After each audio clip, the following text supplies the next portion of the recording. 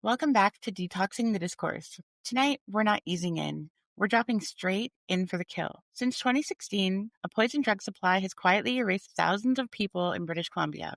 That's 6 human beings vanishing every single day, under laws that pretend to protect the public while shielding what is actually killing them. A silent massacre carried out in slow motion. So here's what I want you to sit with. What happens when a handful of ordinary rebels decide they're done watching their friends die and build a secret operation that actually keeps people alive, only to be betrayed by the very institutions that once whispered approval? What happens when the only people willing to step between their friends and a body bag aren't doctors, ministers, or health officials, but criminalized drug users running a compassion club out of sheer desperation and love? What does it say about this province when a project that quietly keeps 47 people alive is praised in back rooms, supported on paper, and then thrown to the wolves the second a news camera shows up? Today, we're putting that hypocrisy on the stand. We're asking why a province that calls this a public health emergency keeps choosing public relations and optics over human survival, and why 2 people who did what governments refused to do now face prison time for it. This is humanity and public health on trial, the DULF verdict, and the politics of letting people die. Let's get really clear about what's actually happening here, because most people have been lied to about this crisis for almost a decade. When you hear Drug User Liberation Front, DULF, on the news, you might be picturing some underground drug ring, but that's not what this is. 47 human beings who were using street drugs in one of the deadliest places on earth to do that. People who had already watched their friends drop like flies around them. People the system quietly expects to bury. They joined a tiny, peer-run experiment that did something very simple and very radical at the same time. Instead of rolling the dice with whatever random powder was being sold in an alley that day, they got drugs that were 1. Tested with real lab equipment, 2. Labeled with what was actually in them, and 3. Consistent from one day to the next. No miracle cure, no rehab fairy tale, just this. If you're going to use, you deserve to know what you're taking, and you deserve not to die from it. That's it. That's the crime. Every gram that went through DULF Compassion Club was already in Canada. It was already part of the illegal market. DULF didn't invent new drugs or create new users. They just did what the government refused to do. They took the drugs out of the wild, unpredictable market, checked them, and returned them to people in a way that made them safer. And here's the punchline no one in power wants to say out loud. From that supply, for those 47 people, no one died. No fatal overdoses from the DULF drugs. Meanwhile, outside that little bubble, the province kept losing 6 people every single day to the same poison street supply DULF was trying to shield people from. So let's ask a very basic, very uncomfortable question. In a so-called public health emergency, what is more dangerous? 47 people using tested, labeled drugs? Or over 225,000 people forced to buy whatever random contaminated substance is being sold that day with no label, no testing, no safety net? Because this is what we're actually talking about, not drugs or no drugs, not good people versus bad people. It's known dose versus unknown dose. It's regulated risk versus Russian roulette. And the state chose Russian roulette with a fully loaded gun. Now here's where the hypocrisy really shows.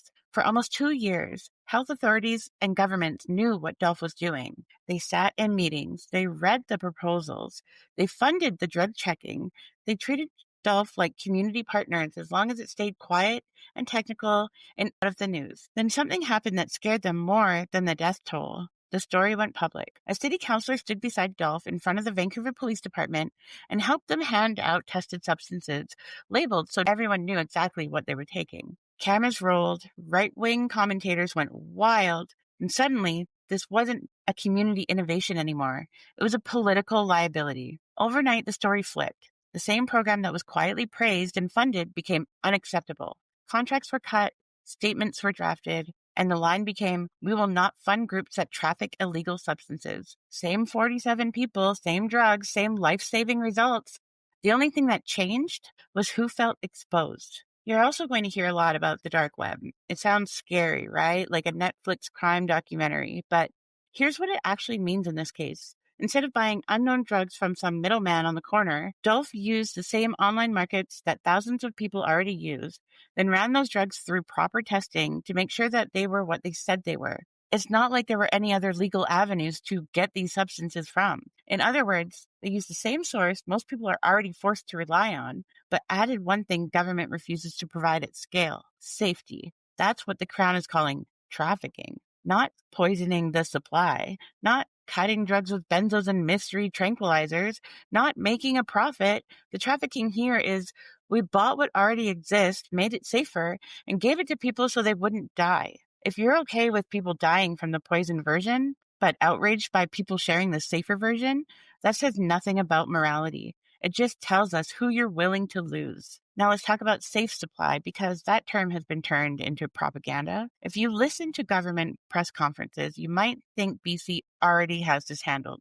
They love to say things like, we provided safe supply to 12,000 people. It sounds big. It sounds reassuring. It sounds like action. Here's what it actually looks like for most people on the front lines. The drugs being prescribed aren't the ones people are actually dependent on. You use street fentanyl, you might be offered a dose of hydromorphone, but that doesn't even come close. You use meth, you might get Adderall. Those doses are often too low to even prevent withdrawal. You usually have to go to the pharmacy every single day, sometimes at very specific times, like a job you didn't apply for. Many doctors won't even prescribe at all because they're scared of their college or simply don't believe in harm reduction. So what happens? People supplement, which is a polite way of saying they still have to use the toxic street supply on top of the prescription because the prescription is nowhere near enough. That's not a real exit from the poisoned market. That's like handing someone 2 clean glasses and then making them drink from a contaminated well anyways. So when politicians say, we tried safe supply and it didn't work, remember this: they never tried to replace the toxic supply. They tried watering it down and hoping we wouldn't notice the difference. DULF, on the other hand, did something much closer to the real thing: actual replacements, actual laboratory testing, actual impact. And this is what got them charged. Underneath all of this is a law most people have never heard of. This is a law that makes most drug possession and trafficking a crime in Canada. There's a section in that law, Section 56, that lets the federal minister of health say, in certain cases, to protect health or public safety, we're going to exempt a person, a program, or a place from the usual criminal rules. That's how Insight, the supervised injection site in Vancouver, became legal. The government said, okay, this is clearly saving lives. We'll give you an exemption so the nurses, the client, and the programs aren't treated as criminals. It makes sense. And when a federal government tried to yank exemption away, the Supreme Court of Canada said, no, just let people die when you have proof the service is saving them. That violates the right to life and security of the person. Fast forward to now. DULF applied for that same kind of exemption. They laid out the need. People are dying in record numbers from unknown toxic drugs. They laid out the model: a small, tightly controlled compassion club, 47 high-risk members. They laid out the results: no deaths from their study, less reliance on the street market, people actually stabilizing. The federal government sat on that application for 11 months and then said no, not because the program was causing harm, not because it failed, but because it clashed with the idea that only doctors and big institutions get to legally touch drugs, even when those doctors and institutions are not reaching the people that are in the toxic lineup to die. Then, instead of revisiting that decision when the evidence came in, they stood back and let the criminal charges roll. So here's the reality this verdict is putting in our faces. In Canada, right now, our system is saying we would rather let people die from illegal contaminated drugs than allow them to get safer tested drugs from each other without a prescription. That's what's on the table in this case, in this province, right now. Let's also be honest about who's paying the highest price for this. This crisis is not equal opportunity. First Nations people in BC are dying of toxic drugs at almost 6 times the rate of everyone else. First Nations women are dying at more than 11 times the rate of other women. Think about that for a second. If any other group of women in this province were dying at 11 times the rate of their peers, every podium in this country would be on fire. But when it's Indigenous women who use drugs, we act like it's tragic. It's inevitable. We talk about complex issues and unintended consequences while actively shutting down one of the only models that was making their odds better. That's not an accident. That is a choice. That is a decision. So when we talk about this trial, we're not just talking about 2 names on a court docket. We're talking about a line in the sand between two very different futures. On one side is a future we're already living. More powerful, more unpredictable drugs. More people dying alone in rooms, tents, alleys, and washrooms. More families burying their children, their aunties, their partners, and their parents. More politicians saying, our hearts are with the families while doing as little as possible to upset the status quo. On the other side of this is the future where we treat this for what it is, a mass poisoning that demands a massive, regulated, peer-led response, not more punishment for the people pulling bodies back from the brink of death. This case is asking, which side of the line are we actually on? Do we really believe that the right to life applies to people who use criminalized drugs? Or is that just something we say in courtrooms and policy documents while we look the other way? If you remember anything from what I've told you from this episode, then I want to leave you with this idea and keep it in the back of your mind. This isn't just the Crown versus Eris Nix and Jeremy Callicum. It's the public story versus the private truth. Publicly, we're told we're doing everything we can. We have safe supply. We're following the evidence. We care. But privately, the truth is, number one, the safe supply most people can access isn't enough to replace the poison drugs. Number two, programs that actually reduce deaths in a real way are starved, blocked, or criminalized. Number three, people who refuse to stand by and watch their friends die are treated as the problem. So the real question of this verdict is not, did DULF break the law?